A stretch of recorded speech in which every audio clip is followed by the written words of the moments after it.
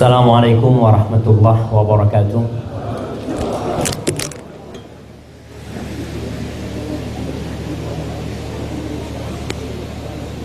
Alhamdulillah alladzi bi ni'matihi tatimmus shalihan. Segala puji bagi Allah Jalla Jalaluh yang karena nikmatnya kebaikan-kebaikan menjadi sempurna. Malam ini kita bisa menggerakkan kaki kita, melangkahkannya ke tempat ini. Bisa duduk, bisa makan, kemudian bisa menyimak. Itu adalah karunia besar yang Allah berikan kepada kita. Ingat, segala kebaikan yang kita rasakan, segala kesuksesan yang kita raih, itu murni karunia ilahi. Bukan karena usaha kita, bukan karena ilmu kita, bukan karena kerja keras kita. Jangan sampai ada di antara kita yang seperti Qarun ketika meraih kesuksesan, lalu dia mengatakan innama utituhu ala ilmin indi. Aku bisa seperti ini, itu kan aku punya ilmu. Apa yang terjadi dengan dia? Fa khasafna bihi wa bidarih. Dia bersama rumah dan kekayaannya ditelan bumi. Allah yang melakukan itu. Ketika seorang sombong dengan keberhasilan dan kesuksesannya, maka akhirnya kebinasaan yang dia rasakan. Allahumma salli wa sallim wazid wa barik wa an'im ala sayyidina wa maulana Muhammad wa ala alihi wa ashabihi ajma'in. Ya Allah, semoga salawatmu, salam, berkah dan nikmatmu senantiasa kau curahkan untuk hamba kekasihmu, untuk baginda Nabi kita Muhammad sallallahu alaihi wasallam, untuk manusia terbaik yang pernah menginjakkan kakinya di muka bumi, untuk manusia termulia yang mengajarkan kebaikan kepada umatnya. Jamaah, sebagian di antara kita mengaku umatnya Muhammad sallallahu alaihi wasallam, mengaku cinta kepada Nabi alaihi salatu wassalam, tapi ungkapan cinta mudah di lisan, tapi berat dalam membuktikannya. Rasulullah sallallahu alaihi wasallam, beliau mengatakan kepada para sahabatnya, ana faratukum fil haud.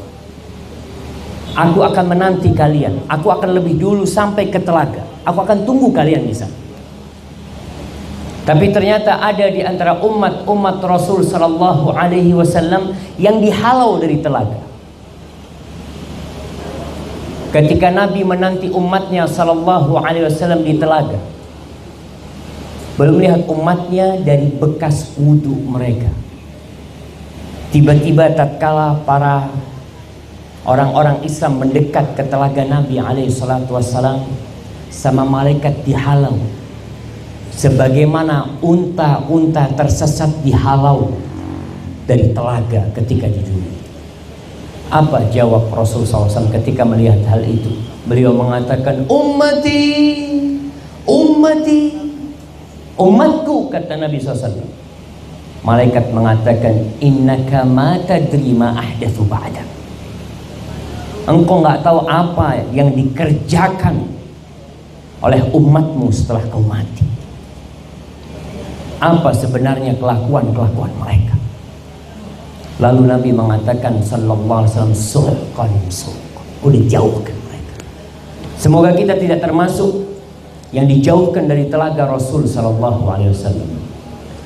Membaca salawat untuk Nabi membangkitkan cinta kepada beliau sallallahu alaihi wasallam, dan mengingat Nabi juga mendorong kita untuk bersalawat kepada beliau alaihi salatu wasallam. Amma ba'd, jamaah rahimakumullah.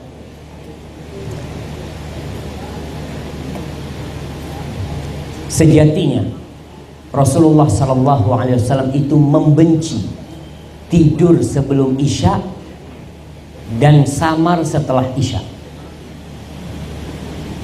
Beliau membenci. Orang yang tidur sebelum isya, kadangkala isyanya lewat. Orang yang samar ngobrol habis isya, kadangkala waktunya nggak terbatas. Kapan akhirnya? Subuh. Kalau kita ngobrol ba'dal maghrib, ada isya. Ngobrol ba'dal asar, ada maghrib. Ngobrol ba'dal zuhur, ada asar. Tapi ngobrol ba'dal isya, kapan selesainya? Subuh. Makanya tidak sedikit orang tua dulu, Anda memperhatikan sebagian orang tua, mereka main gapli malam hari di rumah sohibnya, main coret-coretan, atau main jepit itu mereka nggak tahu waktu. Sampai rumah semua anaknya sudah regut semua, harimnya sudah regut semua. Tapi malam ini kita akan ngobrol tidak panjang insya Allah, karena kalau habis makan itu ngantuk biasanya. Kalau terlalu panjang nanti ceramah ustadznya itu sebagai ya menemani tidurnya para jamaah. Anda tidak ingin itu. Tapi mudah-mudahan malam ini jadi malam yang berkah buat kita semua, buat calon pengantin dan keluarga. Kenapa? Rasulullah sallallahu alaihi wasallam bersabda, "Man yuridillahu bihi khairan yufaqihu fiddin." Barang siapa yang Allah menghendaki kebaikan buat orang itu. Allah kalau mau kebaikan buat satu orang, apa yang Allah kasih? Dunia? Bukan. Allah tumpahkan rezekinya buat dia? Bukan. Allah bentangkan buat dia kenikmatan? La. Kata Rasul SAW, yufaqihu fiddin. Allah bikin orang itu faham agama, ngerti sama agama. Maka kita bersama harus paham. Insya Allah semua pada paham, apalagi yang sudah banyak makan dan garam dalam kehidupannya. Masya Allah, jazakallahu khair. Allah berbagi dunia kepada semua orang. Orang kafir Allah kasih dunia. Orang gak pernah sholat, Masya Allah, kau lihat rumah dia, mobil dia, padahal gak pernah dia menginjakkan kakinya di masjid. Kefasikan, kemaksiatan yang dia lakukan udah gak bisa dihitung. Tapi Allah kasih dunia buat dia. Nah, dan ada orang yang bertakwa, Masya Allah, miskin, fakir, padahal tiap malam qiyamul lail. Kenapa jamaah? Rasulullah sallallahu alaihi wasallam mengatakan, Inna Allah yu'ti dunya man yuhibbu wa man la yuhibbu. Allah mengasih dunia kepada semua manusia. Yang Allah cintai, Allah kasih dunia. Yang Allah benci, Allah kasih dunia. Ingat, dunia bukan ukuran cinta Allah, bukan ukuran kemuliaan hamba. La. Walakin la yu'til iman illa man yuhib. Tapi Allah tidak berbagi keimanan kecuali untuk orang-orang yang Allah cintai. Kalau kau suka ke masjid, maka kau boleh husnudzon, Allah cinta sama aku. Kalau kau bisa sholat malam ketika semua orang tidur, kau bisa menghamparkan sejadahmu, kau bisa wudhu, kemudian bermunajat kepada Allah Subhanahu wa taala, kau bisa husnudzon. Mungkin ini tanda cinta Allah kepadaku. Iya. Karena Anda mendapati seorang masih kerabat dia. Pada waktu itu dia cerita, Syafiq, kata dia, ente tahu Allah tuh cinta sama Anda. Buktinya apa? Lihat, Anda punya usaha, sukses semuanya. Subhanallah. Itu pandangan orang-orang kafir. Di surat Al-Fajr Allah mengatakan, fa'ammal insanu idza mabtalahu rabbuhu fa'akramahu wa na'amahu fayaqul rabbi akraman. Adapun manusia, kalau Allah berikan kenikmatan kepada dia, Allah berikan kehormatan kepada dia, lalu dia mengatakan Rabbi akraman. akraman. Rabbku memuliakan aku. Wa amma idza mabtalahu faqadara alaihi rizqahu fayaqulu rabbi ahana. Tapi kalau disempitkan rizkinya, susah kerjaannya, di PHK, dia mengatakan Tuhanku menghinakanku. Kalla, bukan itu ukurannya. Salah kau punya ukuran. Di surah Al-Kahfi yang kita dianjurkan untuk baca surat Al-Kahfi pada hari atau malam Jumat, Allah mengatakan, inna ja'alna ma 'alal ardi zinatan lah linabluwahum ayyuhum ahsanu amala. Kata Allah, kami menjadikan semua yang ada di muka bumi perhiasan. Kita sekarang berada di tempat yang Masya Allah indah sekali. Masya Allah, manusia terpana tatkala melihat yang seperti ini, melihat bangunan-bangunan yang indah, mobil-mobil yang mewah. Masya Allah. Untuk apa semua Allah ciptakan? Linabluwahum ayyuhum ahsanu amala. Kata Allah, untuk menguji siapa di antara mereka yang paling baik amalannya. Lalu Allah jelaskan tentang nilai perhiasan dunia ini. Wa inna la ja'iluna ma 'alaiha sa'idan juruza. Kita akan menjadikan semua yang ada di muka bumi ini, semuanya. Kau lihat gedung-gedung yang tinggi, rumahmu yang kau bangun, yang miliaran kau keluarkan, mobilmu yang kau kumpulkan, harta yang kau simpan. Bagaimana nantinya kami akan jadikan semuanya itu debu yang halus berterbangan. Semuanya akan hilang. Ma indakum yanfad wa ma indallahi baq. Yang ada di diri kalian itu akan hilang. Semuanya. Semuanya ini. Wa ma indallah baq. Tapi yang ada di sisi Allah itu yang akan kekal dan abadi. Sekarang apa yang kau persiapkan jemaah untuk yang kekal abadi? Ahibati fillah, malam ini anak akan berbicara tentang peran ayah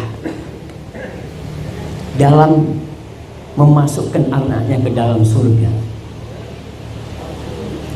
Karena banyak orang tua yang bingung kalau anaknya tidak diterima di perguruan tinggi negeri, bingung kalau anaknya tidak dapat pekerjaan. Tapi kadangkala anaknya jauh dari pintu surga, ayahnya nggak bingung sama anak-anaknya. Sebagian orang tua berpikir tugas dia itu hanya cari fulus. Bapak hanya seperti mesin ATM, mengeluarkan fulus, kasihkan harimnya, kasihkan anaknya, sudah, tugas dia selesai. Tugas anak di luar rumah. Siapa yang bilang tugasmu di luar rumah? Rasulullah SAW mengatakan, kullukum ra'in wa kullukum mas'ulun an ra'iyati.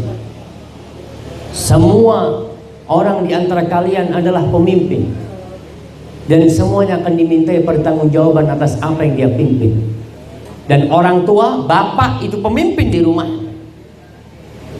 Dan jangan harap seorang ayah masuk surga, jangan harap kau masuk surga sendirian. Sebelum engkau dimintai pertanggungjawaban tentang istri dan anak-anak. Bagaimana peran seorang ayah dalam mengajak anaknya ke surga dan menjauhkan mereka dari api neraka? Peran ini bermula dari memilih pasangan hidup. Engkau kalau memilih istri yang soleha, insya Allah separuh tugasmu udah selesai. Karena kau udah bawa ke rumahmu seorang wanita yang soleha. Tapi kalau ternyata yang kau bawa ke rumahmu seorang wanita yang cantik, seorang wanita terhormat yang kaya raya, maka tugasmu besar. Ingat dengan sabda Nabi alaihi salatu wassalam, man razaqahullahu imra'atan salihatan faqad istakmala nisfa dini.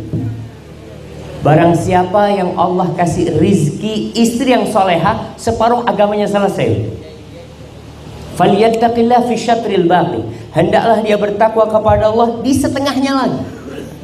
Karena dia sudah bawa ke rumahnya yang akan menjadi ibu dari anak-anaknya, yang akan menjadi penghibur dia dalam kesedihan, istri yang soleha. Kalau dia pilih itu selesai. Tapi apakah kita memilih istri yang soleha? Yang kadangkala kesolehan wanita itu bagi sebagian lelaki nomor sekian. Rasulullah SAW ketika mengatakan tungkahul mar'a li arba, wanita dinikahin karena 4 hal. Yang pertama li jamaliha, karena kecantikan. Yang kedua karena hartanya. Yang ketiga karena nasabnya. Yang keempat karena agamanya. Lalu apa kata beliau? Fadfar bidzatid din taribat yadak. Kau beruntunglah dapat yang agamanya baik, selamat kau.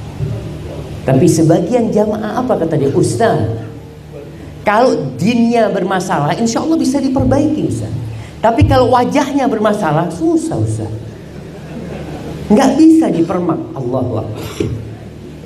Jamaah, wajah yang cantik itu berapa lama bertahan di rumah kita? Berapa lama antum melihat istri antum takjub, ngelihat istrinya datang dari dapur, Allahu Akbar? Nggak ada. Coba lihat harimnya tetangga lewat. Harimnya tetangga lewat, Allahu Akbar, Masya Allah, Masya Allah. Harimnya sendiri pakai anduk, biasa aja. Kenapa? Manusia itu melihat sesuatu yang belum dia miliki tidak dalam wujud aslinya. Apabila sudah dimiliki, kembali kepada wujud asli. Jadi kalau berbicara kecantikan, kecantikan itu tidak bertahan lama. Kau akan menikmati wajah istrimu, tidak akan bertahan lama. Sebagian orang yang tidak menundukkan pandangannya melihat orang lain lebih cantik dari istrinya. Ada istilah, kenapa rumput tetangga lebih hijau dari rumput sendiri? Tetangga sama juga. Tetangga kita lihat rumput kita, Masya Allah, hijau banget. Kita melihat punya ente yang lebih hijau. Karena tidak dimiliki. Tapi kalau sudah dimiliki biasa. Maka jangan terlalu kepikiran dengan wajah. Ada sebuah bukunya yang ditulis oleh Ar-Rafi'i. Kitab itu judulnya Wahyul Qalam. Ada satu pembahasan judulnya Qubhun Jamil, buruk tapi cantik. Bisa jadi wajah istrimu buruk tapi dia cantik. Karena apa? Karena akhlaknya, karena agamanya. Itu yang akan menemanimu nanti. Maka bapak yang baik, dia memilih istri yang soleha, bukan istri yang cantik. Ustaz, gimana Ustaz kalau ini harim Masya Allah, jamilah, fulus, gabail, terus dayinah, agamanya baik, alhamdulillah. Tapi nemu di mana harim kayak gini? Kadang-kala kita perlu bercermin cari harim juga. Itu yang pertama. Abul Aswad Ad-Du'ali, salah seorang tabi'in, dia pernah mengumpulkan anak-anaknya. Dia mengatakan, ahsantu ilaikum sigaran wa kibaran wa qabla an tuladu. Wahai anak-anakku, nih Aba udah berbuat baik sama kalian semua ketika kalian kecil, ketika kalian besar, dan tatkala kalian belum dilahirkan. Anaknya bingung. Dia mengatakan, Aba, kalau bicara kau berbuat baik kepada kita tatkala kita kecil, nah kita rasakan kebaikan. Ketika kita sudah dewasa kau berbuat baik, naam, kita rasakan kebaikanmu. Tapi bagaimana kau berbuat baik kepadaku, kepada kita semua, sedangkan kita belum dilahirkan? Apa kata abahnya? Ikhtartu lakum umman la tu'ayyaruna biha. Aku pilihkan buat kalian seorang ibu yang kalian tidak dicela dengan ibu itu. Subhanallah. Maka di situ peran ayah yang pertama dalam menyelamatkan anak-anaknya dari api neraka, mengajak mereka semuanya ke surga. Siapa yang tidak ingin bersama anak-anaknya ke surga? Ayah aja dengar anaknya di penjara, dengar anaknya tabrakan, hatinya seperti dipotong-potong. Bagaimana kelak di hari kiamat tatkala dia tahu anaknya di dalam neraka, lalu gara-gara kau yang tidak mendidik mereka dengan baik. Gara-gara ibu buat anak-anak yang kau pilihkan yang baik. Baik. Kemudian agar menjadikan rumah ini menjadi rumah yang kondusif buat pendidikan anak-anak, hendaklah seorang ayah itu menghargai istrinya. Kau harus tunjukkan bagaimana anak-anak melihat Abah ini cinta sama Umi, Abah ini sayang sama Umi. Jamaah rahimakumullah, cinta itu membuat segala sesuatu indah, dan cinta itu akan mewariskan ketentraman ke dalam anak-anak. Ketika melihat abahnya nggak pernah marah sama umi, ketika dia harus marah sama uminya, dia tunggu anak-anak semuanya regun, atau dia panggil harimnya, Fulana, aku ada yang ingin aku omongkan sama kau. Panggil ke kamar. Nah, kau harus memberikan nasihat kepada istri yang melakukan kesalahan, tapi kau harus tunjukkan cinta di depan anak-anak. Sebagaimana seorang ibu harus menunjukkan penghormatan dia kepada suaminya, agar anak-anak menghormati bapak.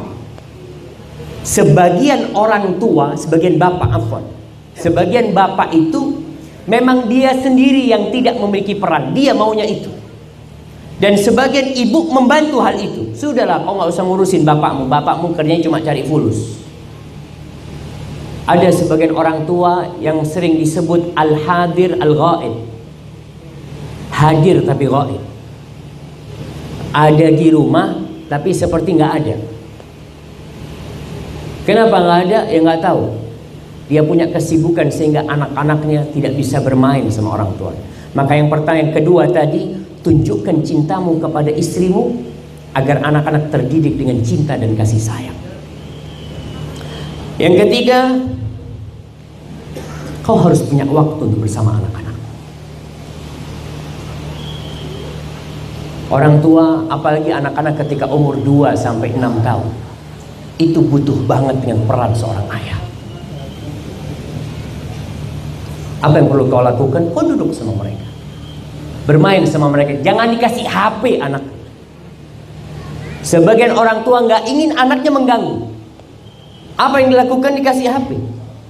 Wallah jamaah, HP ini anak nggak tahu ada sihirnya mungkin.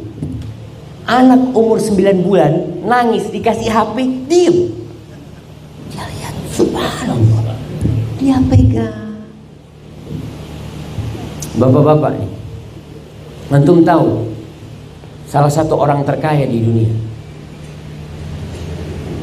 Bill Gates, pemilik Microsoft. Dia mengatakan, anakku sampai umur 14 tahun aku nggak kasih gadget. Sampai umur 14 tahun nggak dikasih. Ini orang kafir, jawab. Sedangkan banyak kaum muslimin anaknya 4 SD semuanya punya gadget. Bapaknya fulus, anak alhamdulillah punya rezeki Ustaz. Kenapa anak nggak bagi sama mereka demi kesenangan mereka? Mereka nggak butuh itu. Mereka butuh kau ada bersama mereka. Kau duduk bermain sama mereka, main petak umpet sama mereka. Mungkin seorang ketawa, masa Ustaz bapak main petak umpet? Mau main sama siapa anaknya? Anak-anak sekarang subhanallah yang sehat cuma jempolnya aja, karena jempolnya aja yang berlatih tiap hari.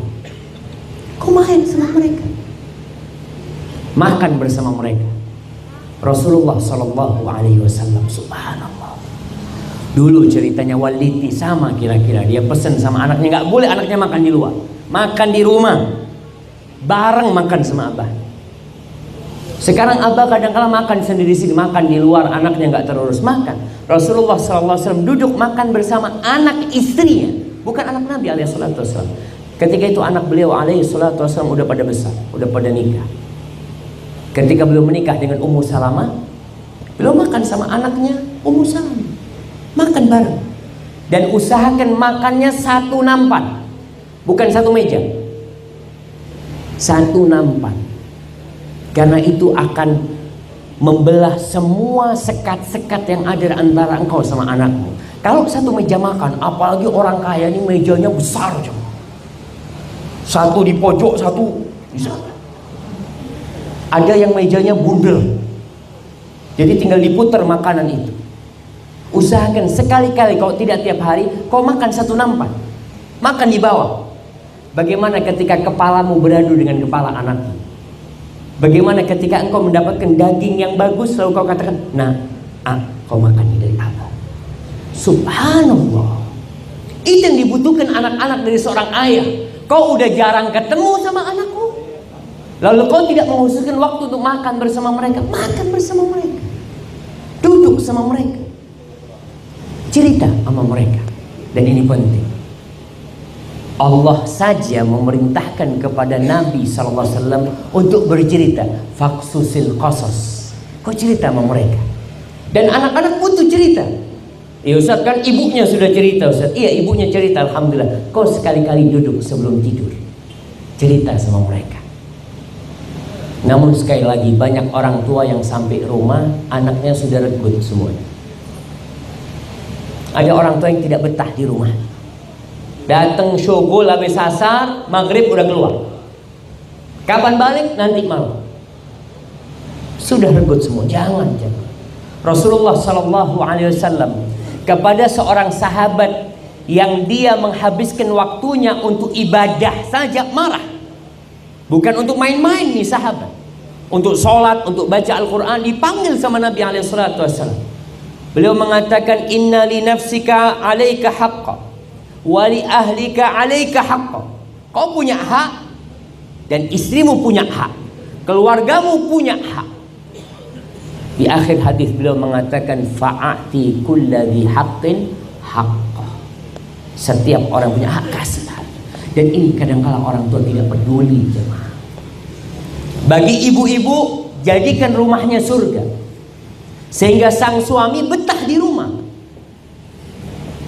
Ada rejal yang gak betah di rumah karena memang komunikasi gak baik sama istrinya.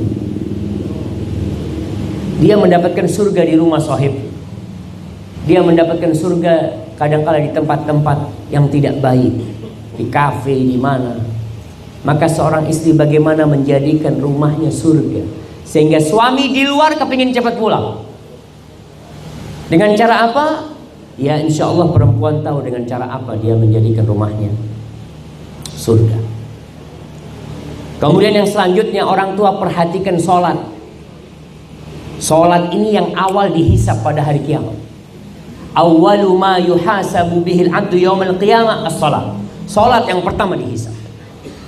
Maka sejak kecil ajak anakmu sholat. Jangan disuruh.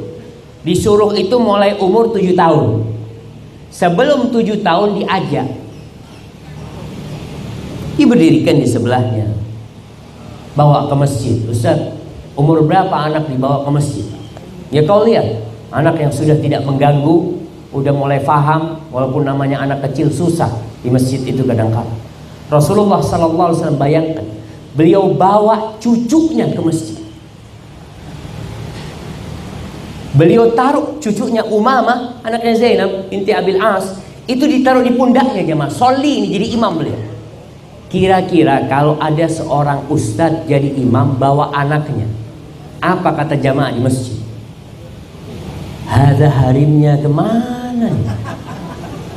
Masa dibawa anak? Padahal seperti itu Nabi SAW ingin membiasakan anaknya melihat bagaimana orang sholat. Putri itu jamaah, bukan rejal. Yang dibawa sama Nabi itu Umamah, seorang wanita. Kalau Hasan dan Husain, subhanallah, bagaimana Hasan dan Husain bawa ke masjid. Pernah Nabi SAW sholat sujudnya kelamaan, sampai para sahabat itu ada yang bangun dilihat. Kenapa Nabi ini? Ternyata Hasan lagi kuda-kudaan di punggungnya Nabi SAW. Apakah beliau marah? Lah, ini pendidikan pertama yang perlu dilakukan orang tua. Kenalkan mereka dengan Baitullah. Kenalkan. Karena pendidikan qudwah ini lebih penting daripada pendidikan lisan. Kau bawa. Baik. Seorang lelaki diperintahkan sholat ke masjid, tapi sholat lelaki yang paling baik itu di rumah. Kata Rasul sallallahu alaihi wasallam, khairu sholatir rajuli fi baitihi. Sebaik-baiknya sholat seorang lelaki itu di rumahnya. Illal maktubah, kecuali sholat wajib, maka di masjid. Maka hendaklah seorang lelaki sholat sunnah perbanyak di rumah, sehingga kau pulang dari masjid, anak-anak mau melihat kau sholat. Dia tanya sama umminya, mungkin umminya lagi libur sholat. Ummi, abah sholat apa? Sholat sunnah. Kau lihat kadang-kala anak itu berdiri di samping abahnya, ikut sampai nyosop-nyosop begitu. Karena dia masih kecil, belum bisa gerakan sholat, tapi dia mengikuti hal itu. Wa nawwiru buyutakum bis-shalah wa qiraatil Qur'an. Nih para orang tua, khususnya bapak, karena kau yang bertanggung jawab. Terangi rumah kalian dengan apa? Dengan lampu, dengan listrik.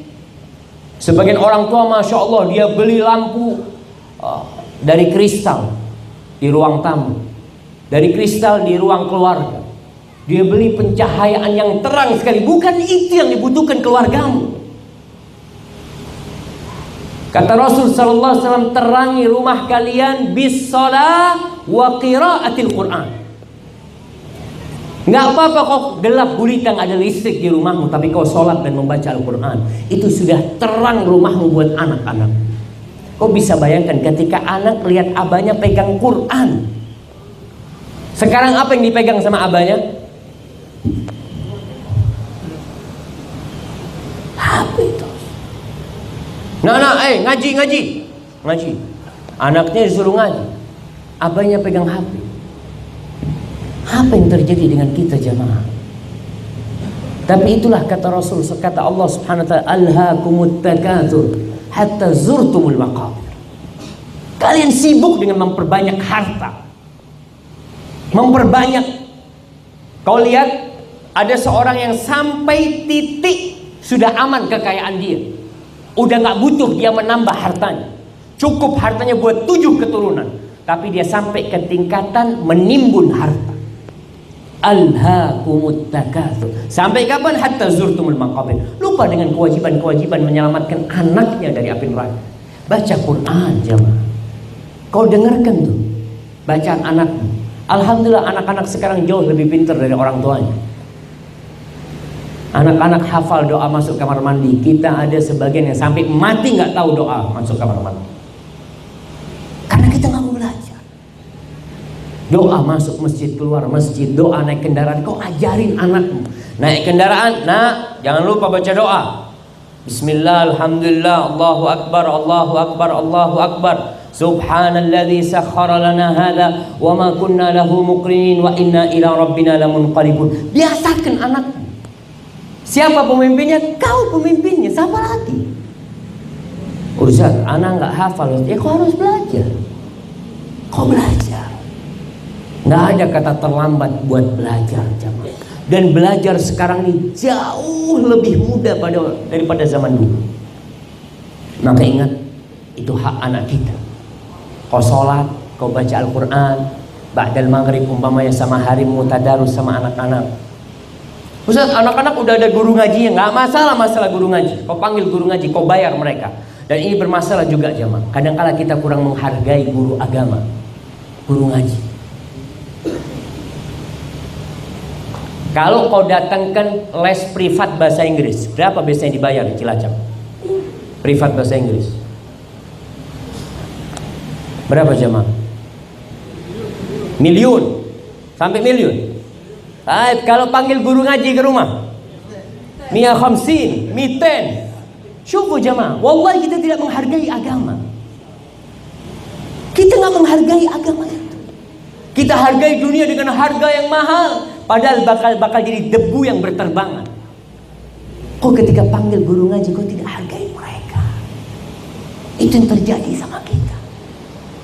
Maka mulai saat ini kau lihat, apa yang kau berikan paling nggak sama lah. Kalau kau panggil guru ngaji, kau panggil guru matematika, bilang sama guru ngajinya, Ustaz tolong ajarin anak-anak yang benar, cukupi kehidupan. Kalau kau sibuk, nggak bisa. Kau sibuk cari dunia. Ada seorang ustadz yang mengatakan, tolong kepada bapak dan ibu ini, pahalanya jangan dikasihkan kepada guru TK semuanya. Si ibu sibuk, masak, sibuk, belanja macam-macam, tapi dia panggil guru yang ngajarin anaknya. Si bapak seperti itu, akhirnya pahalanya diambil semuanya sama guru TK. Yang ngajarin Al-Quran guru TK, yang ngajarin doa guru TK. Ibunya ngapain? Nggak ngajarin apa-apa. Bapaknya ngapain? Nggak ngajarin apa-apa. Maka perhatikan, baca Quran di rumah sama anak-anakmu. Ustaz, anak nggak bisa baca Quran, Ustaz. Mungkin ada sebagian orang tua. Nggak apa-apa, kau duduk dengarkan anakmu. Kau bikin anakmu bangga, abahku dengarkan aku baca Quran. Kemudian jamaah, yang perlu diperhatikan oleh orang tua adalah makan yang halal dibawa ke rumah. Bagaimana engkau mau menyelamatkan keluarga dan anakmu dari api neraka? Padahal kata Rasul SAW, ayyuma lahmin nabata min suhd fannaru awla bih. Daging mana saja yang tumbuh dari hasil yang haram, maka neraka lebih pantas buat tempat. Maka kau harus berpikir sekarang. Orang tua punya anak gak benar, kau tanya, mungkin ada yang haram yang Anda berikan kepada anak-anak. Kau berdoa berulang kali gak dikabulkan sama Allah, salah satu penyebabnya makan yang haram. Innallaha thayyibun la yaqbalu illa thayyiban. Allah itu maha baik dan Allah tidak menerima kecuali yang baik. Qulu min thayyibati ma razaqnakum, makan dari baik-baik yang kami rizkikan kepada kalian. Milih orang tua itu, rizki milih. Karena ada orang yang mengatakan pokoknya yang ana dapat berarti itu rezeki ana. Iya, kalau nggak baik kau berikan kepada yang lain. Kau tahu itu halal, kau makan, kau bawa ke rumah. Kau tahu haram, syubhat, aduh janganlah, kau tinggalkan. Lalu Rasul SAW menyebutkan tentang kisah seorang yang dalam perjalanan panjang, dia angkat tangan berdoa mengatakan, Ya Rabb, yamuddu yadaihi ila sama, yaqulu ya Rabb, ya Rabb, wa mat'amuhu haram, wa mashrabuhu haram, wa ghudhiya bil haram, fa anna yustajabalah. Ini orang makanannya haram, minumnya haram, dikasih makan dari yang haram, gimana mau dikabulkan doanya? Dan satu, makan haram yang dianggap remeh oleh sebagian kita dan yang menyebabkan umat Islam hina, itu riba, jamaah. Riba. Pulang dari sini kau baca tuh surat Al-Baqarah 275, 273, 275, ke sana kau baca. Bagaimana Allah ketika orang-orang jahiliyah, orang-orang kafir dikatakan riba itu haram, apa kata orang-orang kafir? Innamal bay'u mithlur riba. Inti itu jangan terlalu ekstrim lah urusan riba ini. Jual beli itu sama dengan riba. Samanya gimana? Kau lihat, kau punya uang 1 juta, kau beli gelas ini, lalu kau jual 1.300.000, boleh nggak? Boleh kan? Boleh nggak jamaah? 1 juta dapat 1.300.000, boleh. Sekarang Anda pinjemin fulan 1 juta, balikin 1.300.000, boleh nggak? Kan sama. Jamaah, boleh apa enggak? Kenapa nggak boleh? Masya Allah, karena itu riba. Allah mengatakan wa ahallallahu al-bai' wa harrama riba. Yang jual beli Allah halalkan, yang riba Allah haramkan. Asas jual beli itu cari keuntungan.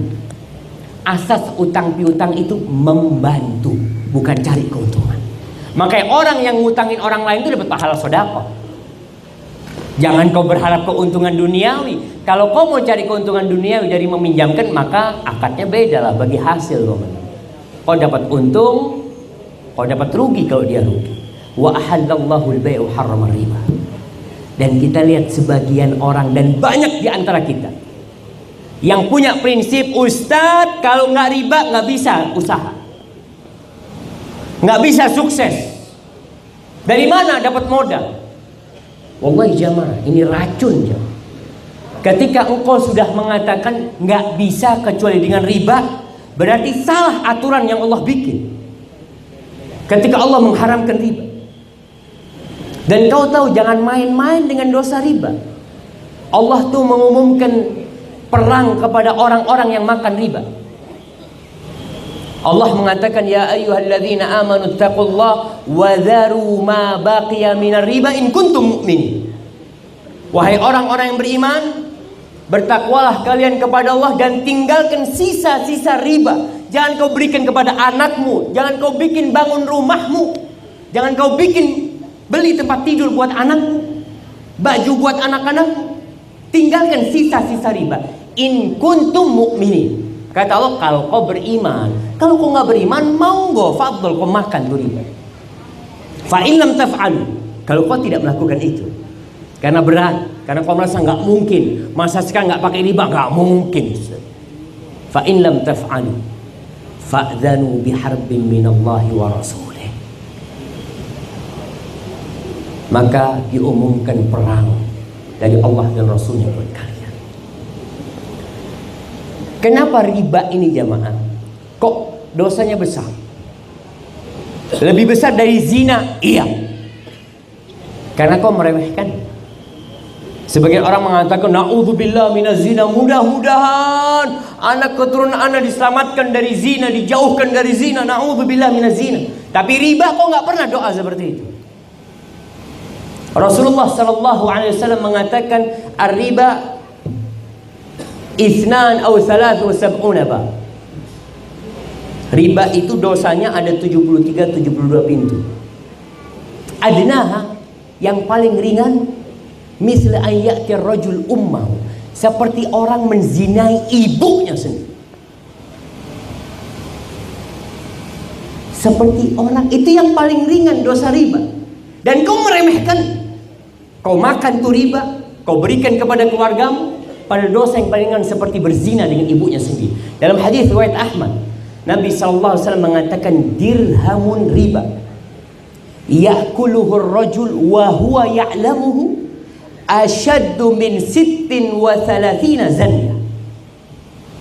Kata Nabi SAW, satu dirham riba yang dimakan oleh seorang dalam kondisi sadar dia kalau itu riba, tahu dia itu riba, maka itu lebih parah daripada 36 kali berzina. Lalu kau mengatakan gak mungkin hidup kecuali pakai riba. Ada hal-hal yang memang kau tidak bisa terhindar, tapi ada hal-hal dalam kehidupan ini yang kau bisa memilih. Kau bisa memilih, dan itu pilihan. Maka jemaah, berkaitan dengan makan yang haram ini, itu berpengaruh kepada pendidikan anak kita, berpengaruh kepada kehidupan kita. Rumahmu jadi kacau, tidak harmonis, gara-gara yang kau bawa ke rumahmu adalah barang yang haram. Kemudian yang terakhir, Allah menjadikan peran orang tua mendidik anaknya ini tanpa batas. Artinya peran orang tua itu bukan dengan anaknya zuat, selesai peran orang tua, sudah zuat anak-anak, udah lepas tanggung jawab anak. Enggak jemaah. Karena pangkat anakmu tetap anak buat engkau. Dia umur 60 tahun, kau lihat melakukan kemungkaran, tetap anakmu. Tetap anakmu. Rasulullah SAW setelah Fatimah menikah dengan Ali bin Abi Thalib, beliau itu malam hari kadang-kadang datang ke rumahnya Fatimah. Tengah malam nih, bukan tengah malam, sepertiga malam. Diketuk rumahnya Fatimah. Ala tusalliyan, kalian gak bangun sholat malam? Bayangkan. Jadi orang tua tidak berhenti perannya menjadi penanggung jawab. Mungkin berkurang iya karena sudah ada suaminya kalau anaknya putri. Tapi kalau anaknya laki, terus dia bertanggung jawab atas mereka. Sebagai penutup, ana bacakan firman Allah, ya ayyuhalladzina amanu qu anfusakum wa ahlikum nar wa quduhan nas wal hijarah 'alaiha malaikatun ghiladun shidad la ya'suna Allah ma amarahum wa yaf'aluna ma yu'marun. Kata Allah, wahai orang-orang yang beriman, ingat, panggilan ini hanya untuk yang beriman. Yang tidak beriman, tutup kuping. Allah itu punya keinginan berbuat baik kepada hamba-hamba yang beriman. Di dalam Al-Quran itu insya Allah ada 89 kali Allah mengatakan ya ayyuhalladzina amanu, ya ayyuhalladzina amanu. Dipanggil kita. Tapi banyak di antara kita yang belum melewatin hal itu. Kau baca. Di ayat ini Allah mengatakan, wahai orang-orang yang beriman, selamatkan diri kalian dan keluarga kalian dari apa? Dari kelaparan, dari kebodohan, dari buta baca, buta huruf, dari api neraka. Yang api neraka itu bahan bakarnya adalah manusia dan batu bara. Na'udzubillah min dzalik. Mudah-mudahan kita bisa mengambil peran kita. Dan peran ibu tidak bisa dipungkirin. Ibu adalah madrasah pertama buat anak-anaknya. Hadza wa sallallahu ala nabiyina Muhammad wa ala alihi wasallam. Kalau mungkin ada pertanyaan, tafadhal. Ana serahkan kepada Ustaz Yasir. Fadhal Ustaz Yasir. Ana jamaah udah pada ngantuk ini.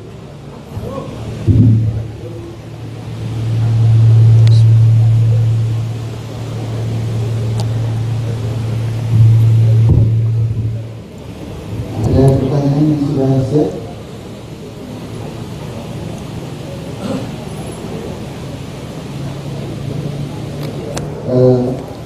Mungkin daripada waktu tersia-sia, kita agak lesan nggak apa-apa untuk memulai sekarang.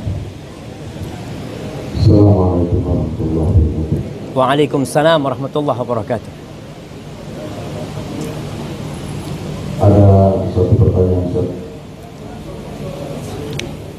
Yang pertama, kaitannya dengan pendidikan anak. Kita sudah berusaha untuk mendidik dari sejak kecil sampai dewasa. Namun ketika kedewasaannya tidak sebagaimana masa kecilnya. Ketika kita ajak ke masjid dari kecil, mereka nurut. Tetapi sementara sudah dewasa, kok semakin sulit. Sejauh mana dalam hal ini kita untuk terus memberikan satu pendidikan kepada mereka, ataupun kita membiarkannya karena dia juga sudah dewasa, atau kita terus untuk memberikan dia dengan hal-hal yang mungkin dengan cara yang keras, atau supaya mereka bisa melaksanakan sebagaimana masa kecil. Demikian, Ustaz. Assalamualaikum warahmatullahi wabarakatuh. Waalaikumsalam warahmatullahi wabarakatuh. Subhanallah jamaah. Tajri riyah bima la tashtahi suf. Kadangkala angin bertiup tidak sesuai dengan keinginan nelayan. Tapi apa yang hendak dikata? Apabila orang tua sudah mendidik anaknya dengan benar,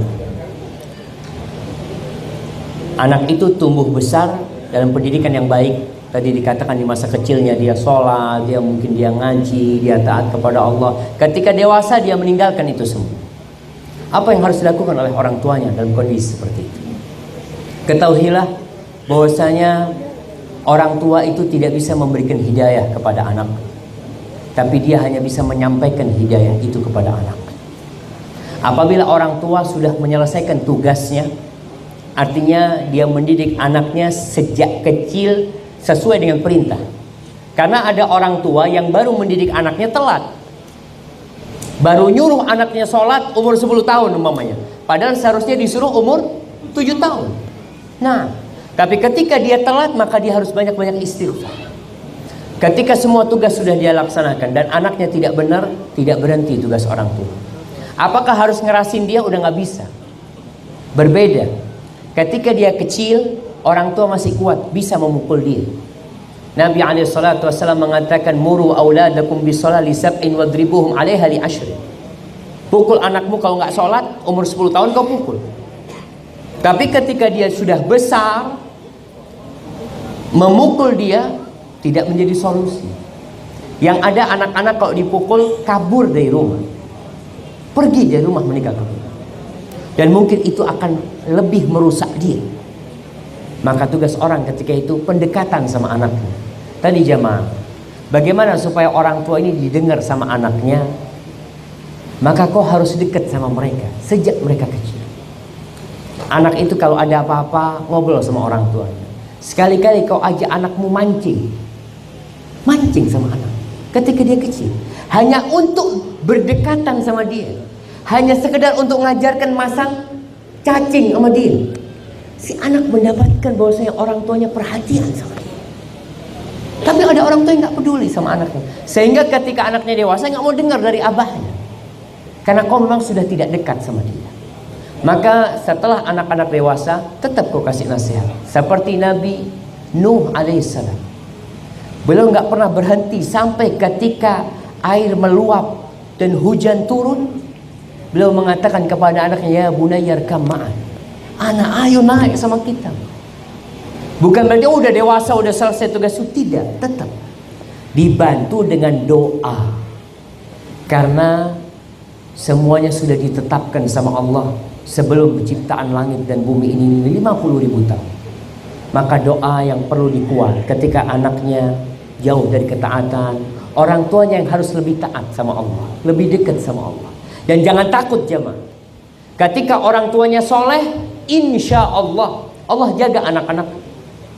Ingat di surat Al-Kahfi bagaimana Allah menjaga harta milik 2 anak yatim.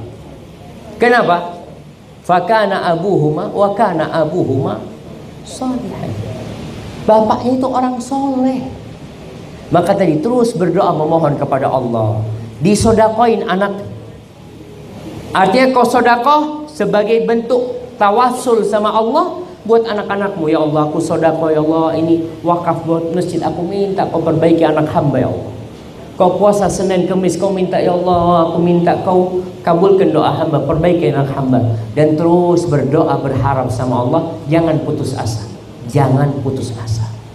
Dan insya Allah ketika pada hari hisab nanti orang tua akan dihisab, kalau benar dia sudah melaksanakan semua tugasnya, ringan. Tapi kalau ternyata ada kekurangan, ya kau yang akan mendapatkan hukuman dari Allah SWT. Hadza wallahu a'lam. Nah,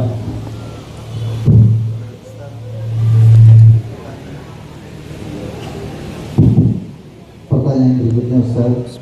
Ini pertanyaan sudah terlanjur Ustaz. Ada 2 pertanyaan Gus. Yang pertama, bagaimana kalau sudah terlanjur punya istri yang nggak soleha Ustaz? Yang kedua, bagaimana kalau anak terlanjur hobi sama HP karena kesalahan orang tua? Nah,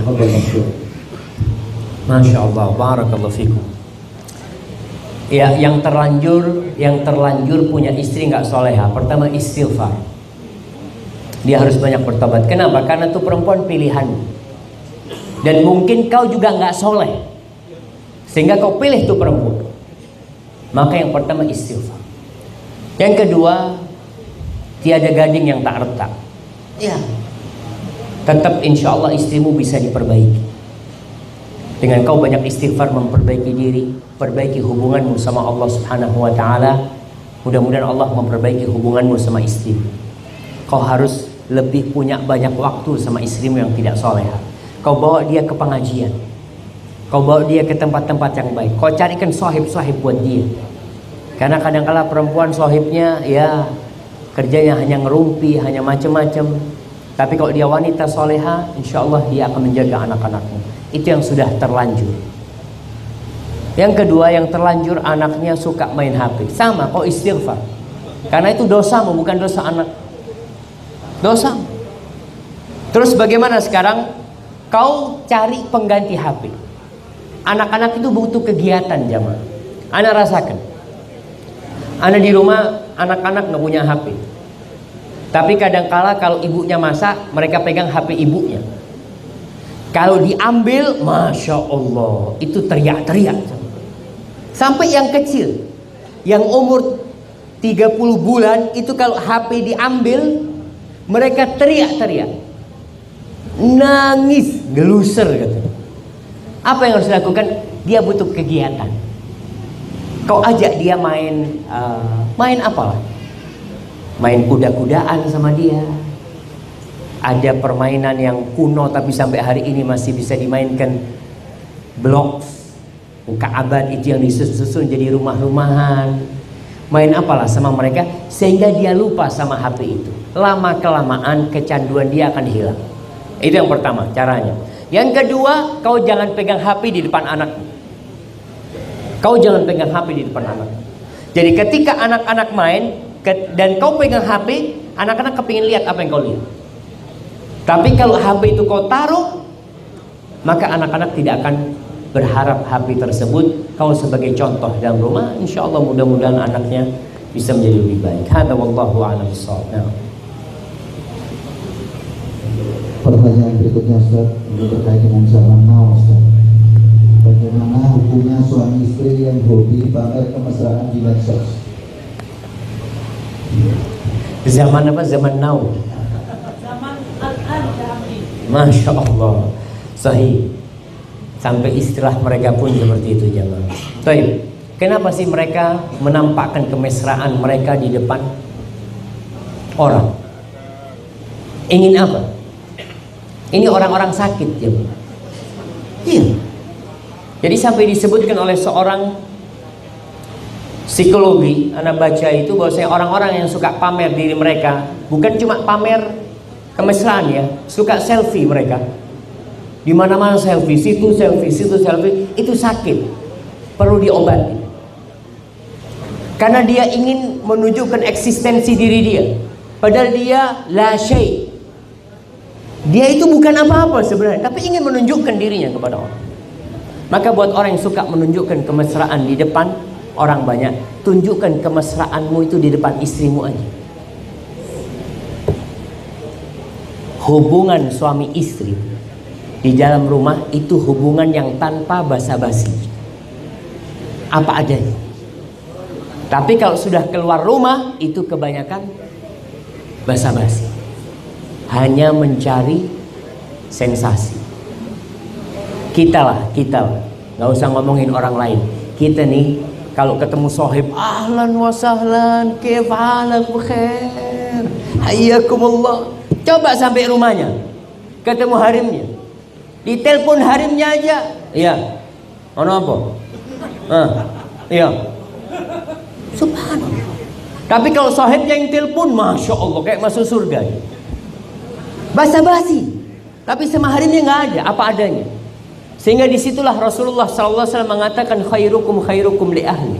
Orang yang terbaik di antara kalian itu yang paling baik sama harimnya, bukan yang sama sahibnya, bukan, sama harimnya. Maka kalau ingin menunjukkan kemesraan, kau tunjukkanlah. Tidak perlu kau pamer kepada orang lain, tapi kau pamer kepada ya keluargamu sendiri kalau kau memang orang baik. Hadza wallahu a'lam bishawab.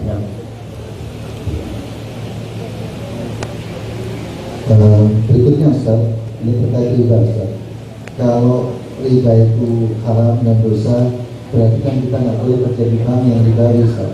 Pertanyaannya, kalau begitu nanti bank-bank ribawi ini diisi oleh orang-orang kafir, dan kemudian seluruh fasilitas negara atau dana masyarakat akan dimanfaatkan untuk kepentingan kufar. Bagaimana Ustaz? Masya Allah.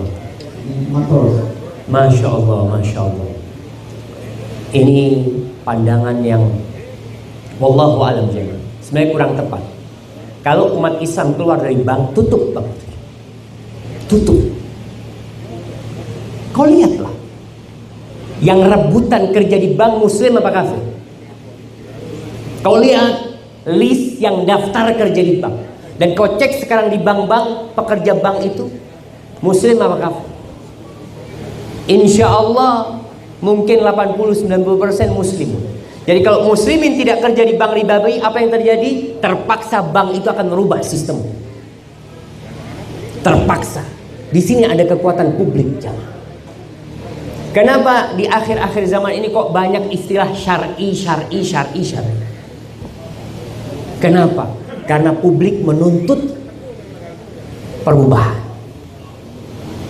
Jadi kalau umat Islam nggak mau kerja di bank, bukannya bank itu akan mempekerjakan orang kafir, bukan, banknya akan tutup.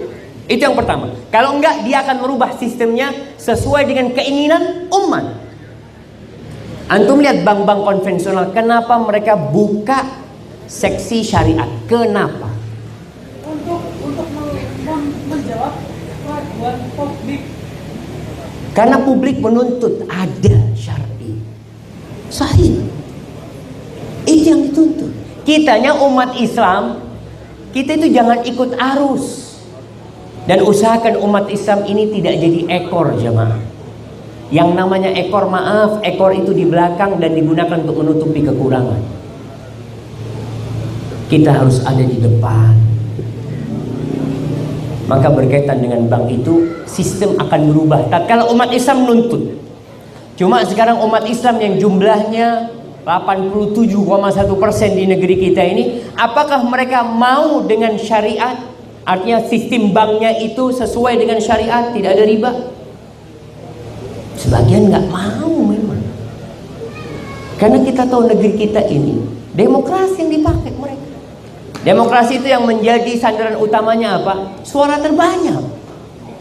Kalau suara terbanyak menginginkan perubahan, akan berubah. Tapi umat Islam enggak. Mereka nyaman, bahkan berusaha mencari pembenaran atas riba tersebut. Jadi kayak tadi ini, ungkapan ini salah satunya untuk mencari pembenaran kadang-kala. Tapi insya Allah jamaah, anda lihat alhamdulillah negeri kita menuju kepada yang lebih baik. Alhamdulillah anda lihat. Antum lihat dulu di kepolisian, di militer nggak boleh pakai jilbab, sekarang mulai boleh. Berarti sesuatu yang berbau Islam sudah mulai diterima di negeri ini. Dan dulu yang namanya tahun 89 anak SMA pakai jilbab itu diusir sama sekolah. Maksa pakai jilbab diberhentikan sama sekolah. Sekarang alhamdulillah kita bersyukur sama Allah. Bagaimana di kampus, di kuliah perempuan-perempuan pakai jilbab diperbolehkan. Maka kita berusaha untuk menjaga negeri kita lebih baik dengan kita berbuat kebaikan kepada Allah Subhanahu wa taala, ketakwaan kepada Allah Subhanahu wa taala. Hadza wallahu a'lam bissawab. Nah.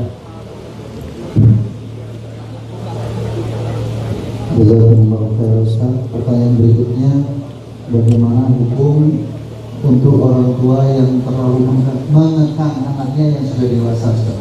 Anak ini punya keinginan untuk melakukan banyak kebaikan, tapi orang tuanya mengatakan ijlis bil baik. Kira-kira seperti itu. Masya Allah, Masya Allah. Iya. Orang tua perlu tahu dengan kondisi sekitar. Orang tua punya kewajiban memprotek anaknya. Tapi dia harus tahu bahwa anak itu suatu hari akan keluar, mau tidak mau. Mau tidak mau. Apalagi kalau dia anak laki yang memang tugasnya nanti bakal di luar. Dan orang tua yang suka mengekang anaknya itu akan menjadi beban buat anaknya. Selama keinginan anaknya tidak bertentangan dengan perintah Allah dan Rasulnya, berikan kepada mereka. Dan orang tua dalam mendidik anaknya juga harus mengikuti perkembangan zaman, jemaah. Tidak seperti dulu lagi yang terjadi. Di Jember ada satu jamaah punya anak SMA, kalau nggak salah, dia minta motor sama abahnya. Minta motor, bah, anak mau pakai motor, bah, ini tuh. Abahnya, jelas nggak perlu. Berbulan-bulan anaknya itu minta, dan abahnya mampu dan butuh anaknya dengan motor tersebut. Akhirnya anak itu naik motor di rumah. Dia naik motor sendiri. Gila anaknya. Stres anaknya. Maka tolong orang tua perhatian dengan kondisi anak. Jadi kalau tadi takut orang tuanya anaknya keluar melakukan tindakan-tindakan yang negatif, boleh. Tapi kalau jelas yang dilakukan oleh anaknya itu positif, umpamanya anaknya ini punya kegiatan masuk dalam remaja masjid, memakmurkan masjid, buat kegiatan-kegiatan yang positif, dia bikin kasih bantuan kepada saudara-saudara mereka di Pacitan, di mana umpamanya, dia berangkat, suruh berangkat anaknya. Jamaah, kalau kau melihat bagaimana para sahabat mendidik anak-anak, mereka umur belasan tahun itu kepingin mati dalam medan perang. Ketika perang Badar, ada adiknya Sa'ad bin Abi Waqqas, namanya Umar bin Abi Waqqas, insyaallah. Dia mau ikut perang pada waktu itu.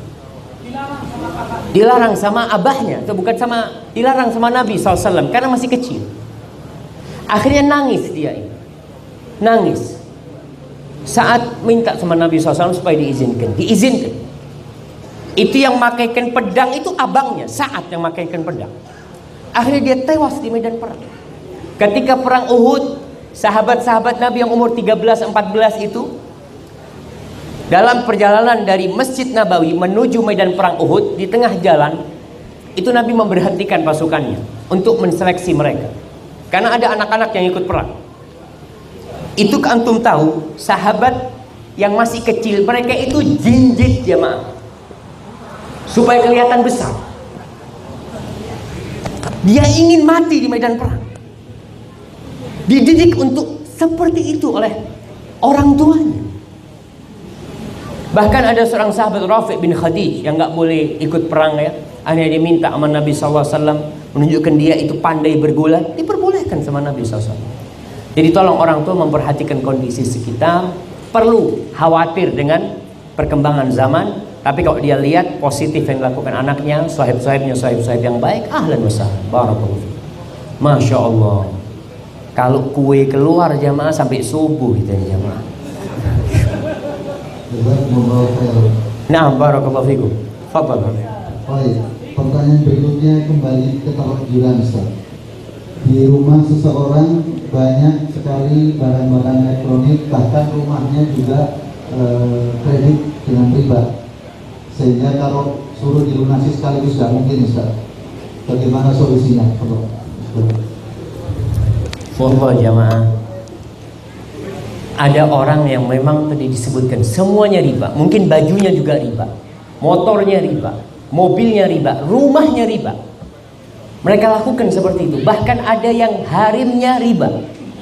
Antum gimana harimnya riba? Dia pinjam fulus di bank untuk mahar buat harim. Subhanallah. Terus bagaimana kondisi itu? Bagaimana dia keluar dari kondisi tersebut? Yang pertama, kau bertobat kepada Allah Subhanahu wa taala. Allah mengatakan, ya ayyuhalladzina amanu tubu ilallahi taubatan nasuha asa rabbukum an yukaffira ankum sayyi'atikum. Wahai orang-orang yang beriman, bertobatlah kalian kepada Allah dengan taubat yang sebenarnya, taubat dari hati, taubat dengan niat yang penuh. Kalau engkau benar-benar akan meninggalkan riba itu tadi. Sekarang belum bisa, baik, kau banyak istighfar, kau berusaha untuk menutupi yang bisa kau tutupi.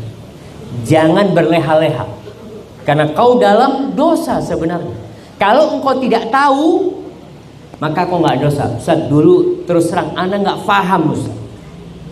Sekarang kau paham, ya sudah. Sekarang kau paham, kau istighfar, kau berusaha melunasi satu persatu yang bisa kau lunasi. Kau punya mobil yang bisa kau jual, kau jual. Karena hidup sekarang ini kebanyakan gaya aja. Orang itu mau gaya. Dia bisa beli mobil harga 30 juta. Tapi dia malu mau pakai mobil harga 30 juta. Maka dia jadikan 30 juta sebagai uang muka. Lalu dia kredit. Kredit dalam Islam boleh. Ingat, dalam Islam ada jual beli bitaksit, itu ada. Tapi tidak pakai riba. Tidak pakai riba. Boleh dalam Islam jual beli kredit. Yang ada sistem sekarang kebanyakan adalah riba. Kebanyakan riba. Dan kau sebagai salah satu pendukungnya, maka kau yang bisa kau jual, kau jual. Gaya hidupmu mulai dikurangin.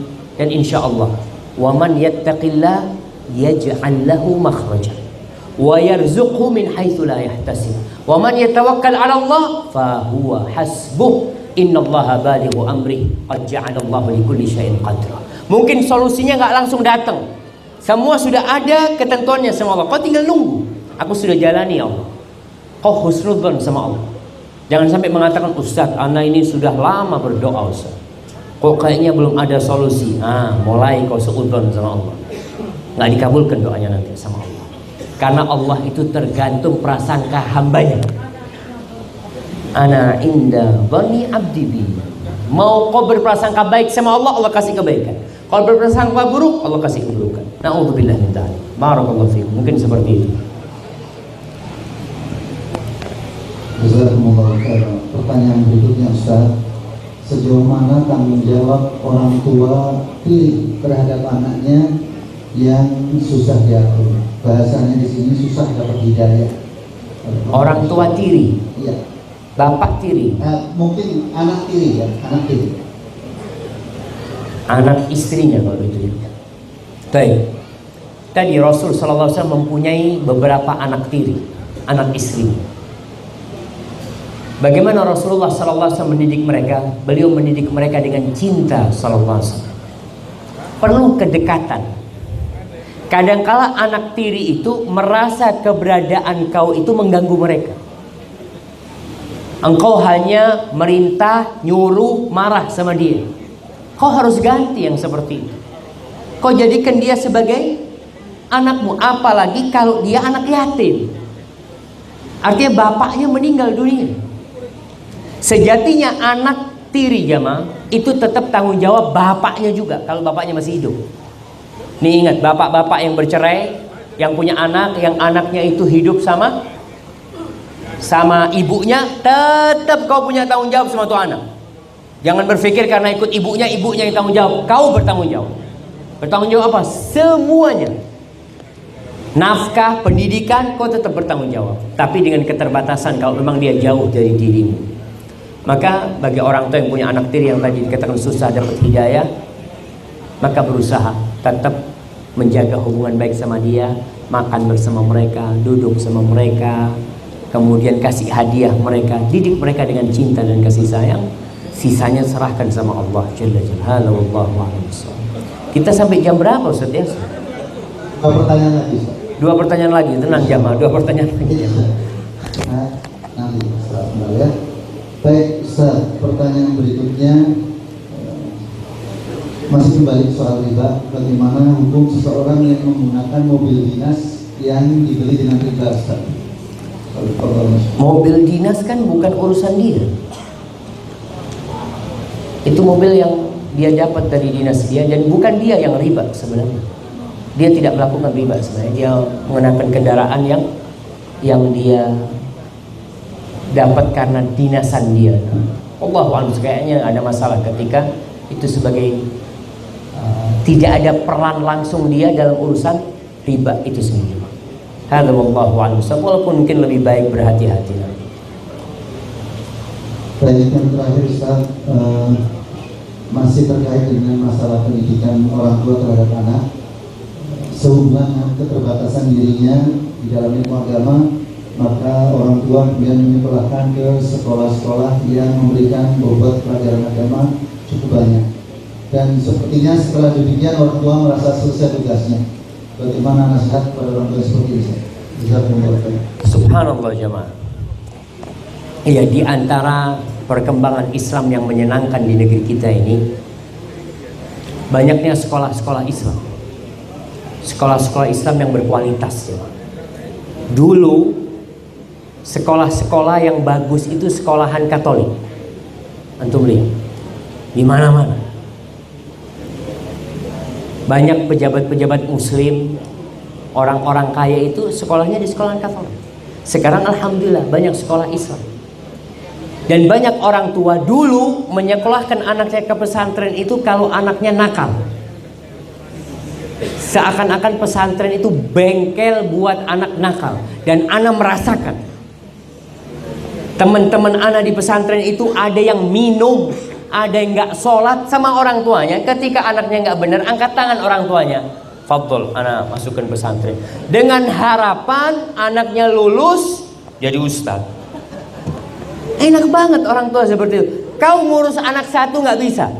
Di pesantren satu ustadz ngurus 20-30 anak. Lalu kau merasa angkat tangan, tidak mau mendidik anakmu. Maka bagi orang tua yang memasukkan anaknya ke dalam pesantren gak masalah. Ke sekolah agama gak masalah. Tugas dia selesai belum? Tugas dia mengevaluasi pendidikan anaknya di pesantren. Pulang dari pesantren, duduk sama anaknya. Apa yang kau pelajari nak? Apa kepingin tahu nak? Quranmu berapa hafalannya? Kau tasmi, kau dengarkan anaknya murojaah. Terus kau ikuti. Dan jangan nyalahkan pesantrennya kalau ternyata anaknya keluar nggak bener. Ini pesantrennya, subhanallah, pesantren itu bukan ngurus anaknya bapak saja. Yang ngurus pesantren itu 1000 orang, ratusan orang.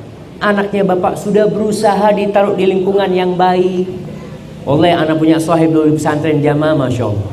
Itu lompat tembok semuanya, nonton film di bioskop. 20 anak semuanya dibotak. Pesantrennya salah, udah dipager pesantrennya, udah dikontrol anaknya. Memang anaknya nggak benar. Maka ketika orang tua memasukkan anaknya ke pesantren, tolong dievaluasi anaknya. Sekali-kali datang ke ustadznya, bapak juga ikutin gimana perkembangan anak-anak, gimana secara keilmuan, secara akhlak, secara etika. Kau perlu perhatikan hal itu. Hadza wallahu a'lam bishawab ya. Itu pertanyaan terakhir. Nah, insyaallah. Baik jamaah rahimakumullah. Hidup itu hanya sekali. Nanti orang-orang akan mendapatkan hasil hidup dia di padang mahsyar. Allah mengatakan yauma idzin tu'raduna la takhfa minkum khafiyah. Pada hari itu semua yang kalian amalkan bagaimana sesungguhnya engkau itu akan ditampakkan. Enggak ada yang tersembunyi. Kita di sini bisa pura-pura baik.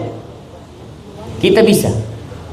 Tapi nanti pada hari kiamat akan ditampakkan ternyata kau itu adalah musang selamanya. Kau itu adalah menyezik serigala yang pura-pura baik dan kau itu munafik sebenarnya. Pada hari itu akan tampak. La takhfa minkum khafiyah. Fa amma man utiya kitabahu biyamini fayaqulu ha umqra'u kitabiyah. Kau akan tahu dengan tangan kanan atau tangan kiri kau mendapatkan kitabmu. Yang mendapatkan kitabnya dengan tangan kirinya dia akan berteriak mengatakan ha umqra'u kitabiyah inni dhanantu anni mulaqin hisabiyah. Dia akan mendapatkan, mengatakan aku yakin aku akan dihisab. Ketika antum semua yakin akan dihisab, maka antum akan mengevaluasi diri antum sebelum dihisab. Tanggung jawabnya sebagai orang tua, sebagai bapak, sebagai suami, sebagai anak kalau orang tuanya masih ada, maka lakukan tugas itu dan banyak-banyak berdoa. Rabbana hab lana min azwajina wa dzurriyyatina qurrata a'yun waj'alna lil muttaqina imama. Wa sallallahu ala nabiyyina Muhammad wa ala alihi washabbihi wasallam. Ana mohon maaf kalau ada yang kurang berkenan, yang benar dari Allah, yang salah dari diri ana dan dari syaitan. Assalamualaikum warahmatullahi wabarakatuh.